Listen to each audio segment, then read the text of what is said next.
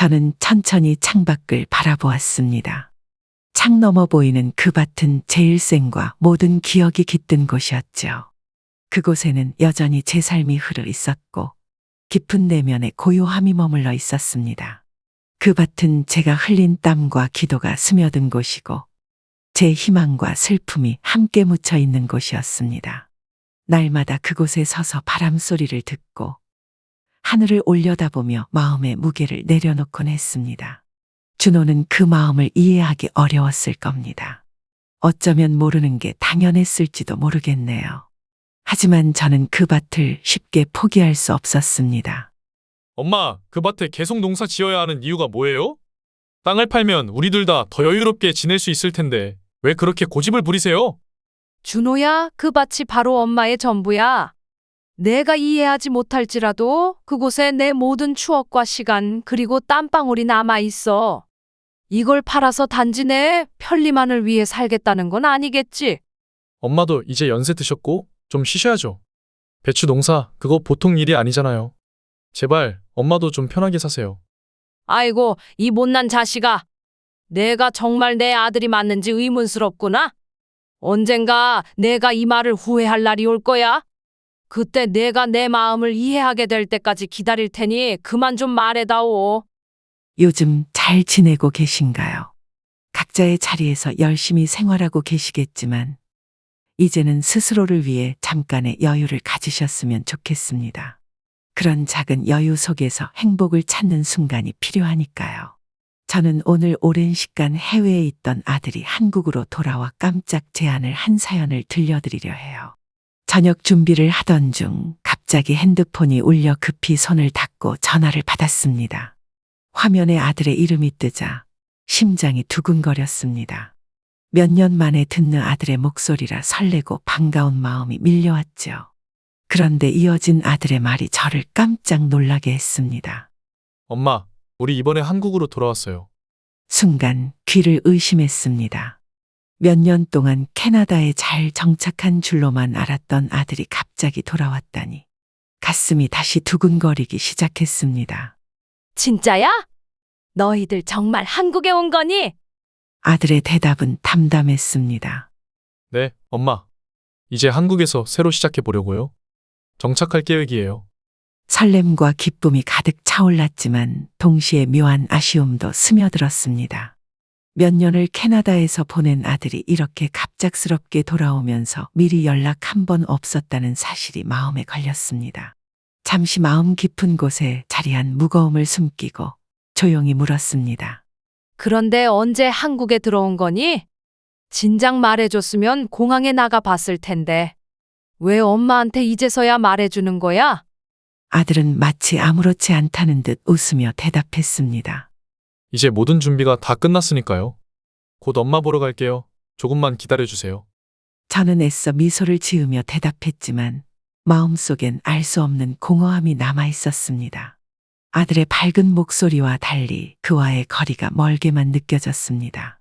며칠 뒤 다시 아들에게서 연락이 왔습니다. 엄마, 서울에 집을 얻었어요. 한번 와서 구경하세요. 아이들도 엄마 보고 싶어 해요. 그 한마디에 서운했던 마음이 스르르 녹아내렸습니다. 손주들이 나를 보고 싶어 한다는 말이 이렇게 큰 위로가 될 줄은 몰랐습니다. 오랫동안 그리움만으로 견뎌왔던 아이들을 다시 만날 수 있다는 생각에 가슴이 뛰기 시작했습니다. 그날 밤 설레는 마음에 잠을 이룰 수가 없었습니다. 손주들이 얼마나 자랐을지, 나를 보고 얼마나 기뻐할지를 생각하니 기대감이 가득 차올랐습니다. 그동안 사진과 소식으로만 아이들의 성장을 짐작했지만 이제 직접 만날 수 있다는 사실이 꿈만 같았습니다. 첫째는 이제 사춘기가 시작될 나이일 텐데 그동안 얼마나 많이 변했을지 궁금했고 둘째도 훌쩍 자랐을 거라는 생각에 마음이 설렜습니다. 아이들이 나를 기억할지 할머니를 보고 반가워해 줄지 걱정도 되었지만 그보다 더 큰 건 다시 만날 수 있다는 기대감이었습니다. 며칠 뒤 저는 아들이 보내준 주소를 따라 서울로 향했습니다. 버스를 타고 낯선 지하철을 갈아타며 마음이 한시도 편치 않았습니다. 익숙하지 않은 길을 가는 동안 혹시라도 길을 잃지 않을까 걱정이 되었고 번화한 도시의 거리로 들어서자 모든 것이 낯설게 느껴졌습니다. 복잡하게 오가는 사람들과 빽빽이 들어선 건물들. 이곳이 이제 아들과 손주들이 사는 곳이라니 어딘가 신기하기도 하고 조금 어색하기도 했습니다. 마침내 아들의 집 앞에 도착했을 때 문이 열리며 아들의 얼굴이 보였습니다. 엄마, 오랜만이에요. 아들의 환한 웃음을 보자 마음속에 남아있던 모든 서운함이 눈 녹듯 사라졌습니다. 이 먼 길을 온 것이 정말 잘한 선택이라는 생각이 들었습니다. 먼 길 오시느라 고생하셨어요. 오늘은 엄마를 위해 제가 저녁 준비했어요. 그래도 되겠니? 내가 이런 말 해주니 참 기분이 묘하구나. 이때 며느리가 주방에서 나오며 미소 지었습니다. 어머님, 정말 오랜만이에요. 그동안 잘 지내셨어요? 저희가 더 일찍 연락드렸어야 했는데. 죄송해요. 아이고, 괜찮아. 너희가 이렇게 건강하게 돌아와 준 것만으로도 충분히 고맙지. 앞으로는 어머님이 자주 오실 수 있도록 저희도 잘 준비할게요. 그리고 오늘은 저도 어머님께 맛있는 거 대접해드리고 싶어요. 그런데 반갑게 맞이하는 아들과 며느리와는 달리 오랫동안 그리워했던 손주들은 그 앞에 서 있었지만 아이들의 반응은 예상과는 달랐습니다. 아들이 먼저 민수에게 말을 걸었습니다. 민수야, 할머니 오셨잖니? 인사해야지. 민수는 시큰둥하게 저를 쳐다보더니 고개를 살짝 끄덕였습니다. 안녕하세요. 그 한마디를 남기고는 곧바로 핸드폰으로 시선을 돌렸습니다. 둘째 은지는 그나마 다가와 인사를 건넸지만 그조차도 조금 어색해 보였습니다. 손주들이 남긴 어색한 공기가 사라지지 않아 순간 무엇을 해야 할지 몰랐습니다. 아이들이 좀 낯을 가리는 편이라 그래요. 시간이 지나면 금방 친해질 거예요. 그래, 당연히 그러겠지. 나도 애들이 많이 컸다는 걸 생각 못 했나 봐. 아직도 어릴 때 모습만 생각했나 보다. 그때 아들은 미소를 지으며 손주들과 며느리를 바라보다가 조심스레 말을 꺼냈습니다. 엄마, 사실 여기서 정착하려고요. 새로운 직장도 구하고 가족들과 가까이 지내고 싶어서예요. 그랬구나. 캐나다에서 자리 잡은 줄만 알았는데. 무슨 일이 있었던 거니? 저희가 캐나다에서 지내면서도 어머님 생각 정말 많이 했어요. 이제는 한국에서 함께 지내고 싶어요. 아이들도 할머니와 더 많은 시간을 보내면서 자랐으면 좋겠고요. 이렇게 말해주니 너무 고맙고 기쁘구나. 그간 고생 많았지? 앞으로 우리 함께 좋은 시간 보내자. 엄마가 이렇게 좋아하실 줄 알았어요. 애들아, 자, 이제 할머니와 맛있는 저녁 먹자. 어머님, 좋아하시는 반찬도 많이 준비했어요. 이제 어머님께 제대로 효도를 해보려고요. 저녁 식사 자리에서 그동안 나누지 못했던 이야기들이 끊임없이 오갔습니다. 오랜만에 만난 만큼 서로의 안부와 지나온 시간들에 대해 이야기를 나누다 보니 시간이 어떻게 흘러가는지도 잊을 정도였습니다. 그런데 손주들은 식사를 다 끝내지도 않은 채 자리를 떠났습니다. 식사가 끝난 후 손주들과 조금이라도 가까워지고 싶은 마음에 조심스레 다가갔습니다. 첫째 민수에게 말을 걸었습니다. 민수야, 할머니랑 잠깐 얘기할 수 있을까? 오랜만에 만났으니까 할머니랑 조금 이야기하자.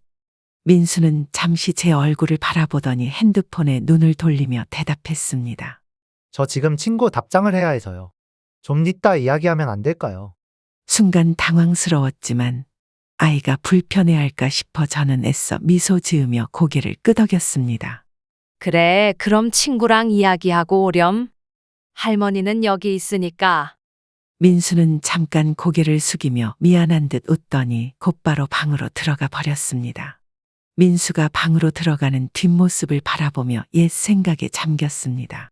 어릴 때는 제품에 안겨 울고 웃으며 할머니 곁을 떠나지 않던 아이였는데 지금은 그 아이가 저와 이렇게 어색하게 느껴질 줄은 정말 몰랐습니다.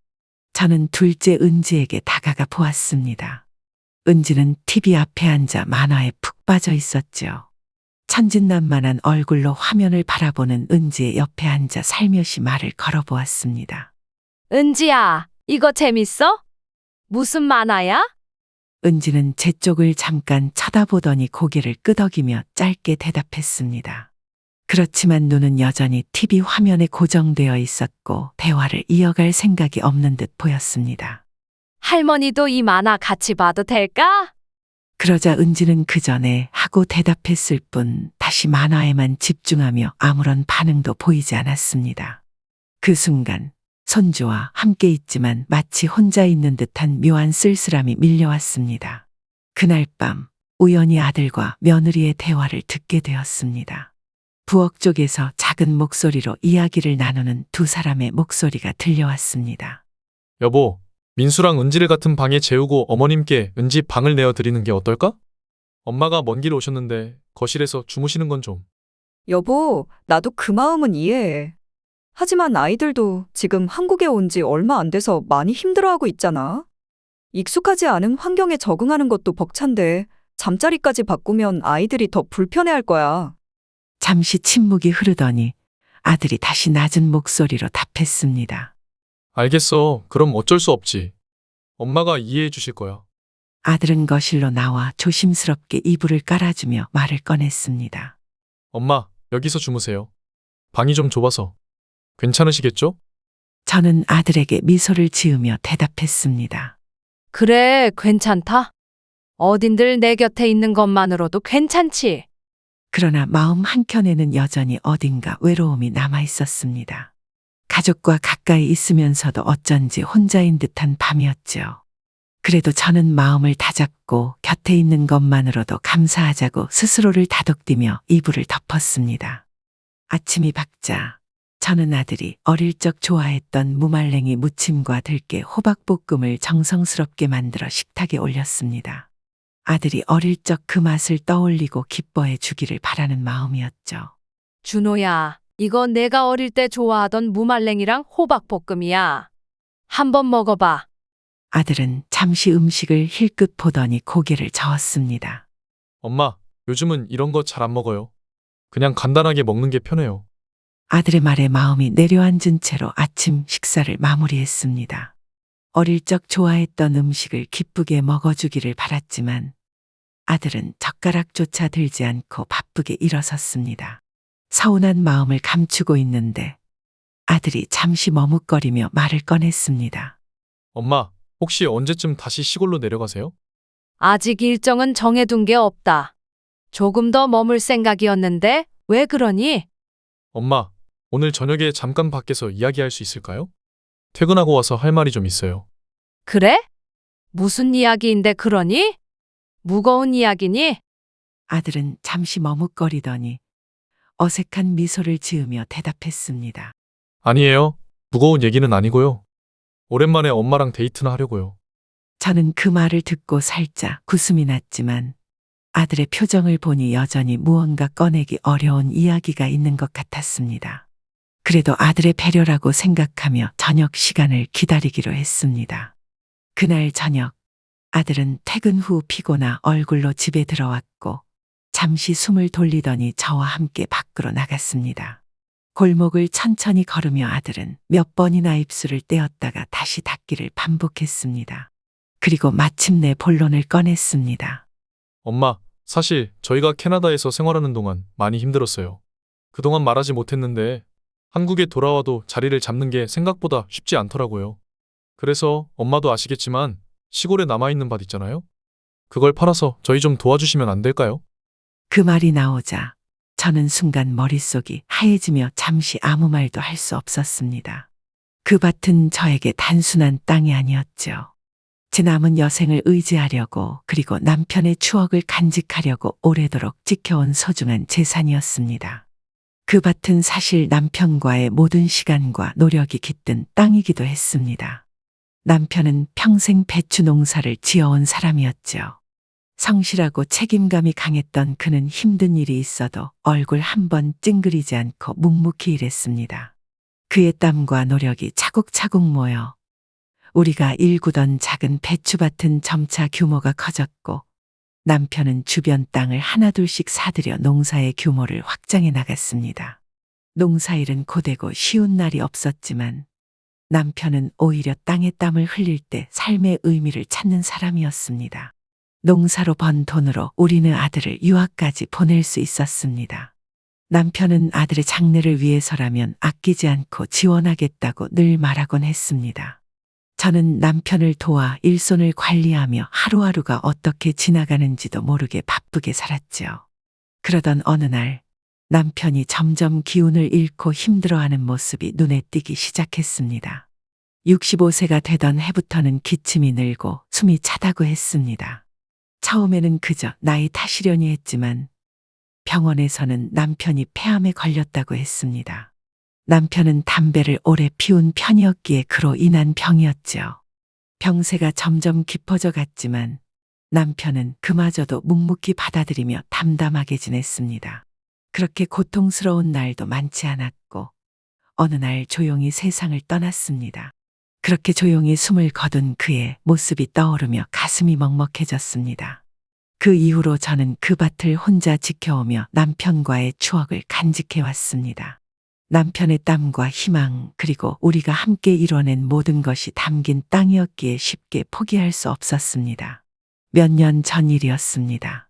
아들이 캐나다로 떠난 뒤 오랫동안 조용히 지내다 어느 날 갑작스럽게 연락이 왔습니다. 그때 아들의 다급한 목소리가 아직도 귀에 생생합니다. 손주들을 위해 유학비가 필요하다며 경제적으로 어려움을 겪고 있다고 도움을 청하던 아들이었죠. 아들의 간절한 부탁을 들으면서 저는 망설임 없이 밭의 일부를 팔기로 했습니다. 제게는 소중한 땅이었지만 손주들의 미래를 위해서라면 그 정도는 기꺼이 내어줄 수 있다고 생각했습니다. 아들과 며느리가 타지에서 자리 잡기 위해 고생하고 있는 것을 누구보다 잘 알고 있었기에 그 결정을 후회하지 않았습니다. 사실 시간이 흐르면서 저도 나이가 들어 예전처럼 농사를 돌보기가 쉽지 않다는 것을 점점 실감하게 되었습니다. 예전에는 밭에서 함께 일하던 사람들 덕분에 농사일이 그나마 수월했지만 그들도 하나둘씩 시골을 떠나 도시로 가고 있었습니다. 이제 남아있는 일손은 대부분 외국인 노동자들이었는데 그들과 의사소통을 하며 일을 관리하는 것도 만만치 않은 일이었죠. 마침 서울에 있는 부동산 업자에게 연락이 왔습니다. 그 업자는 시골 밭을 매입해 다른 용도로 개발할 계획이 있다고 했습니다. 이참에 남은 땅의 규모도 줄이고 제 여생을 준비하는 게 좋겠다고 생각했습니다. 밭의 절반 이상을 팔고 그 돈으로 약 2억 원을 아들에게 증여했습니다. 남은 돈은 제 여생을 위해 적금을 들어두었죠. 그렇게 마음의 준비를 하고 나니 한결 마음이 가벼워졌습니다. 엄마, 정말 너무 감사해요. 엄마 덕분에 저희도 이제 조금 숨통이 트일 것 같아요. 이렇게 큰 돈을 주시다니 어떻게 보답해야 할지 모르겠어요. 내가 너를 도울 수 있어서 다행이지 뭐. 너희가 타지에서 자리 잡느라 고생한 걸 알기에 기꺼이 결정한 거야. 자식 잘 되는 게 부모에게 가장 큰 보답이지. 아들은 여러 번 고맙다는 인사를 건네며 앞으로는 저를 걱정시키지 않겠다고 다짐하듯 말했습니다. 그런데 이제 와서 다시 밭을 팔라니 도무지 이해가 되지 않았습니다. 그동안 무슨 일이 있었던 거니? 증여했던 돈이 꽤 되었는데 그 큰 돈이 순식간에 다 없어질 정도로 무슨 일이 있었던 거야? 사실 제가 캐나다에 있을 때 다니던 IT 서비스 회사에서 정리해고를 당했어요. 회사가 경영 문제로 어려워지면서 어쩔 수 없게 됐죠. 일자리를 잃고 나니 생활이 훨씬 더 힘들어졌어요. 거기다 캐나다 물가도 워낙 비싸고 병원비는 더해서 엄마한테 또 부담드리고 싶지 않았어요. 하지만 이제 한국에 돌아왔으니까 새로 시작할 수 있을 거라고 생각해요. 그래서 부탁드리는 거예요. 그 밭을 조금이라도 더 팔 수 있다면 저희가 다시 자리 잡는데 정말 큰 도움이 될 거예요. 저는 그저 무겁게 고개를 숙였습니다. 소중한 땅을 또 내놓는 일은 결코 쉬운 결정이 아니었습니다. 그러나 아들의 처지를 보니 마음이 복잡해졌습니다. 아들의 간절한 눈빛 속에서 이번에도 그를 위해 희생해야 하는지 스스로에게 묻고 또 묻지 않을 수 없었습니다. 잠시 깊은 침묵이 흐른 뒤 저는 무겁게 고개를 끄덕이며 아들을 향해 작게 대답했습니다. 그래, 알아보마. 그렇게 아들과의 대화를 마치고 천천히 집으로 돌아오는 길, 머릿속에는 온갖 생각이 떠올랐습니다. 밭을 또 팔아버리면 앞으로 농사로 얻는 고정 수입이 없어지게 될 텐데 그럼 남은 여생을 어떻게 살아가야 할까 하는 걱정이 앞섰습니다. 비록 적금을 들어두긴 했지만 그것만으로는 여생을 버티기에 충분하지 않았습니다. 내가 이 땅마저 내어준다면 정말 의지할 곳이 남아있을까? 발걸음은 무거워졌고 마음 한편에 쓸쓸함이 스며들었습니다. 늦은 밤, 저는 거실에서 잠을 청하고 있는데 아들과 며느리의 대화가 들리기 시작했습니다. 여보, 어머니랑 얘기는 잘 된 거야? 이번에 목돈이 들어오면 이번엔 내가 돈을 관리할 거야. 뭐라고? 당신이 왜 그렇게 갑자기 돈 관리를 하겠다는 거야? 여보, 솔직히 말해서 이번 상황 이렇게 된 건 당신이 주식 투자에서 판단을 잘못했기 때문이잖아. 당신이 그렇게 손해본 뒤로 얼마나 힘들었는지 생각해봐. 그래서 이번에는 내가 관리할 거야. 난 당신처럼 불확실한 데에 투자하지 않아. 하지만 수소 투자는 이제 막 시작이야. 조금만 더 기다리면 성장할 거라니까 왜 그걸 이해를 못해? 그렇게 큰 손실을 보고도 다시 그걸 하겠다고? 난 정말 이해가 안 돼. 어떻게 그렇게 다시 위험한 데에 넣으려고 하는 거야? 아들의 말에 답답함을 토로하는 며느리의 목소리를 듣고 있자니 저는 속이 쓰라리고 복잡한 감정이 밀려왔습니다. 아들과 며느리가 목돈을 받기 전에 이미 다른 투자 계획을 세우고 있다는 사실에 서운함과 실망감이 한꺼번에 밀려왔습니다. 이튿날 아침, 저는 일찍 일어나 조용히 채비를 마쳤습니다. 어제 들은 대화가 마음에 깊이 남아 더 이상 이곳에 머무를 수 없다는 생각이 들었기 때문입니다. 이른 새벽이라 모두가 잠들어 있었기에 저는 아들 가족을 깨우지 않기로 했습니다. 현관을 나서며 조용히 문을 닫고 한 걸음 한 걸음 집을 벗어났습니다. 멀어지는 집을 뒤로 하고 발걸음을 재촉하며 마음을 다잡았습니다.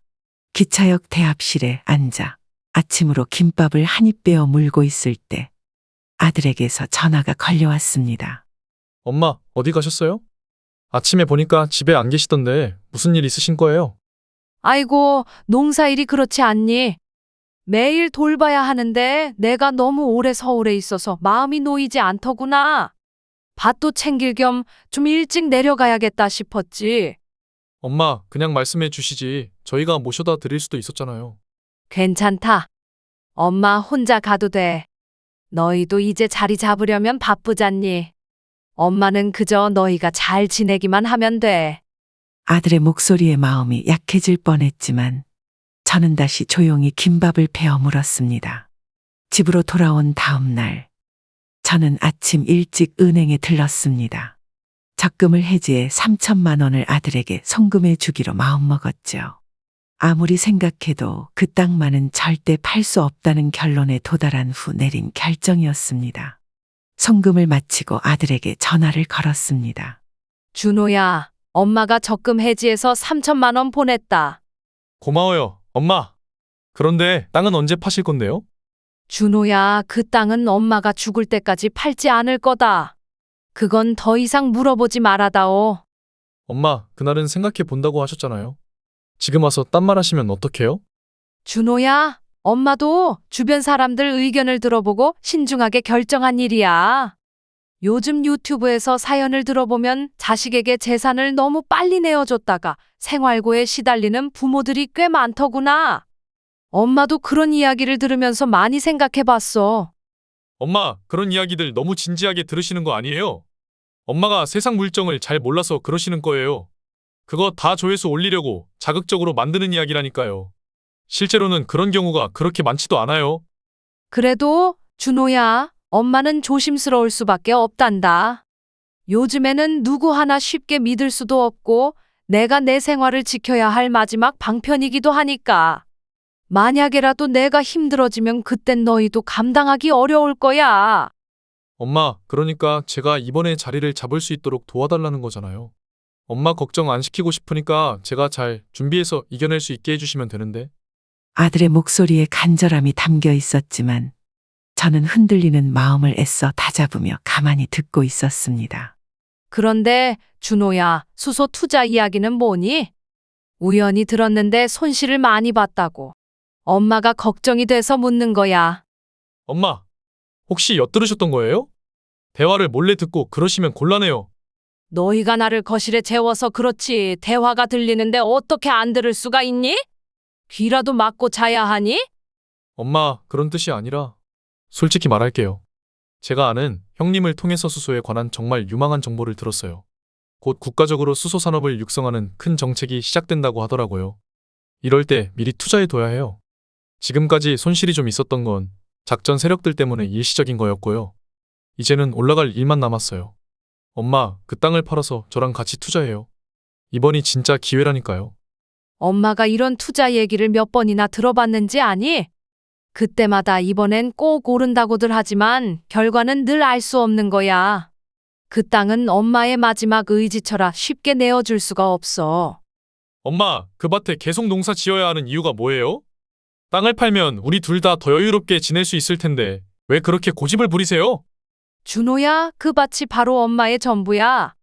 내가 이해하지 못할지라도 그곳에 내 모든 추억과 시간 그리고 땀방울이 남아 있어. 이걸 팔아서 단지 내 편리만을 위해 살겠다는 건 아니겠지? 엄마도 이제 연세 드셨고 좀 쉬셔야죠. 배추 농사, 그거 보통 일이 아니잖아요. 제발 엄마도 좀 편하게 사세요. 아이고, 이 못난 자식아. 내가 정말 내 아들이 맞는지 의문스럽구나. 언젠가 내가 이 말을 후회할 날이 올 거야. 그때 내가 내 마음을 이해하게 될 때까지 기다릴 테니 그만 좀 말해다오. 그 후로도 아들은 끈질기게 밭을 팔자고 설득했습니다. 몇 달이 지나도 주제를 돌려 말하다가도 다시 밭 이야기를 꺼내며 계속해서 저를 설득하려 했죠. 어느 날은 의도적으로 손주들까지 데리고 내려왔습니다. 아들이야 어릴 적부터 이곳에서 자랐지만 손주들에게는 시골이 그저 낯선 곳이었는지 별다른 흥미를 보이지 않았습니다. 한 손에는 핸드폰을 들고 귀에는 이어폰을 끼고 시큰둥하게 앉아있는 아이들을 보며 마음이 더욱더 허전해졌습니다. 손주들이 여긴 재미가 없어라고 투덜댈 때마다 아들은 시골에 대한 부정적인 말로 저를 은근히 압박했고 며느리도 시종일관 건조한 태도였습니다. 어느 날 며느리에게서 전화가 걸려왔습니다. 어머님, 준호 씨가 여러 번 말씀드렸다고 들었는데요. 밭을 팔아서 목돈을 보내주시면 제가 직접 관리할 테니 걱정하지 마세요. 수소 같은 데엔 투자하지 않고 더 안정적인 투자처를 알아두었으니까요. 저는 며느리의 말을 듣고 한숨을 내쉬며 한마디 했습니다. 지은아, 너도 이런 말하는 게 한심해서 내가 뭐라고 하고 싶지 않을 수가 없구나. 쉽게 생각하지 말아라. 그 땅이 내겐 어떤 의미인지 알지도 못하면서. 어머님, 어차피 나중에 저희한테 물려주실 거잖아요. 지금이 좋은 기회일 때 미리 물려주시면 저희도 더 안정적으로 준비할 수 있을 것 같아서 그래요. 내가 죽으면 그때 증여할 거다. 그때 가도 기회는 얼마든지 있을 테니 나중 일은 그때 가서 생각하거라. 제 단호한 말에 며느리는 한동안 조용히 있었고 저는 서운함과 단호함을 담아 전화를 마무리했습니다. 그 후로 아들네와 연락이 한동안 끊겼습니다. 아들의 전화도 손주들의 안부도 들리지 않자 마음 한구석이 허전해졌습니다. 가끔씩 아들의 얼굴이 눈에 아른거리기도 했지만 저는 꿋꿋이 마음을 다잡으려 애썼습니다. 한편 전에 밭을 사겠다고 제안했던 부동산 업자도 다시 연락을 해왔습니다. 그의 유혹 섞인 말들이 귓가에 맴돌았지만 저는 그럴 때마다 서랍 속 남편의 사진을 꺼내보며 마음을 다잡았습니다. 함께 흙을 일구던 그 시절, 남편의 성실한 눈빛과 묵묵한 뒷모습이 고스란히 떠올랐습니다. 이 땅을 지키는 게 남편과 나의 약속이자 마지막 자산이니까. 그 생각으로 마음을 다잡은 저는 다시 배추 농사일에만 몰두했습니다. 그 후 한참이 지나 사돈에게서 전화가 걸려왔습니다. 걱정스러운 목소리로 자녀들 투자 얘기를 하며 혹시 저에게도 돈을 빌린 적이 있는지 물으시더군요. 사돈은 퇴직금 전부를 제 아들에게 맡겼다고 했습니다. 좋은 투자처라고 하길래 믿고 맡겼다는데 어느 순간부터 연락이 잘 닿지 않더니 결국 딸이 대신 전화를 걸어와 손실이 커져 갚을 수 없다고 전했다는 겁니다. 그래서 혹시 준호와 연락이 되면 제발 자신의 돈을 갚으라고 설득해 달라고 하셨어요. 그 말씀을 듣는 순간 마음이 참 아프더군요. 사실 저도 얼마 전 밭을 팔아 2억 원을 아들에게 줬는데 그 돈마저 손실을 봤다고 했습니다. 그 후에도 남은 밭까지 팔아서 더 도와달라고 끈질기게 설득해오니 제가 얼마나 마음이 힘들었는지 모릅니다. 제가 조심스레 그 얘기를 드리니 사돈께서 아이고 그러셨군요 하며 저에게 건강을 챙기라는 말로 통화를 마무리하셨어요. 요즘 같은 투자 열풍 속에서 자식들은 도대체 무슨 생각으로 이렇게 위험한 결정을 하는 걸까요? 제가 세상 물정을 잘 몰라서 자식들의 마음을 헤아리지 못하는 걸까요? 아니면 자식들을 위해 내려온 제 결정이 어쩌면 잘못된 것인지 어떻게 해야 할지 참 고민입니다. 여러분, 이 상황에서 제가 어떻게 해야 할지 정말 고민이 깊습니다. 자식들이 위험한 결정을 하고 있는 지금 부모로서 어디까지 도움을 줘야 하는 건지, 아니면 이제는 제 자신을 지키기 위해 마음을 단단히 먹어야 하는 건지 어떤 선택이 옳은지 판단이 서지 않습니다. 여러분의 지혜와 조언이 절실히 필요합니다. 오늘 사연 어떻게 들으셨나요? 이번 이야기가 구독자 분들에게 따뜻한 위로가 되었으면 좋겠습니다. 느끼신 점이 있다면 댓글로 허심탄회하게 의견을 나눠주세요. 부엌사연은 여러분의 구독과 좋아요 그리고 댓글로 유지됩니다. 앞으로 더 좋은 사연으로 찾아뵐 수 있도록 많은 도움을 부탁드려요. 감사합니다.